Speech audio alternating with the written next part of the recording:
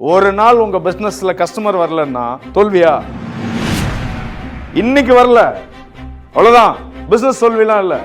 சில வருஷங்களுக்கு முன்னால அண்ணா நகர்ல சரவணபவன் ஏத்தாப்புல சின்னதா இவ்வளவுதான் சைஸ், இவ்வளவுதான் சின்னதா உப்பவிஹார் அப்படின்னு ஒரு ஹோட்டல் ஆரம்பிச்சாங்க. இன்னைக்கு சென்னையில ட்ரெண்டிங்.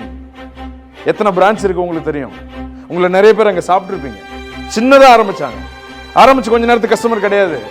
தோத்து போயிட்டோன்னு உட்கார்ல, உழைப்போம், நம்ம கிட்ட பொருள் இருக்கு, கொடுப்போம்னு ஒர்க் பண்ணாங்க.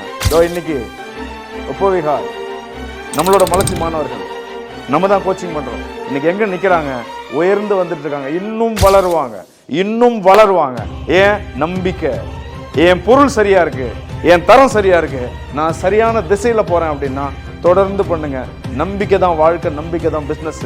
தொடர்ந்து பண்ணுங்க, வெற்றி வரும். அகத்திலும் புறத்திலும் மலர்ச்சி கொடு, வளர்ச்சி கொடு.